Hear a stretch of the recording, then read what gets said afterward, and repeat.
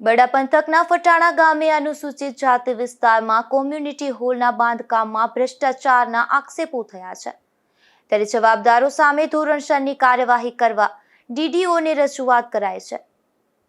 ફટાણા ગામે રહેતા નાથાભાઈ મુરુભાઈ સાદિયાએ ડીડીઓને કરેલી લેખિત રજૂઆતમાં જણાવ્યું છે કે ફટાણા ગામે વર્ષ 2019માં અનુસૂચિત જાતિ વિસ્તારમાં કોમ્યુનિટી હોલનું કામ મંજૂર થયું હતું, જે બાંધકામમાં માલ મટીરિયલ્સ પણ એસ્ટિમેટ મુજબ નાખવામાં આવ્યા નથી, જેના કારણે તારીખ 3/7/2025ના રોજ આ બાંધકામ ધરાશાયી થઈ ગયું છે, જેની સંપૂર્ણ જવાબદારી સરપંચ તેમજ ફરજ પરના તલાટી મંત્રી તથા બાંધકામ શાખા તાલુકા પંચાયત પોરબંદરના તમામ જવાબદાર અધિકારી કર્મચારીઓની છે. આ જવાબદાર લોકોની બેદરકારીને લઈ અને આ કોમ્યુનિટી હોલનું બાંધકામ પણ આજ દિન સુધી અધૂરું છે અને આ અધૂરા બાંધકામમાં હલકી અને ઓછી ગુણવત્તાનું માલ મટીરિયલ્સ વાપરવાના કારણે આજે આ બાંધકામ ધરાશાયી થઈ ગયું છે.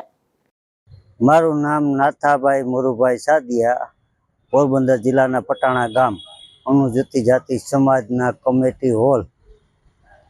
કમિટી હોલનો ભ્રષ્ટાચારના આરોપી તમામ કાર્યકરની માંગણી કાર્યવાહીની 2019માં બન્યો હતો ને 2005માં ત્રીજી તારીખને 5મા મહિનામાં પડી ગયો.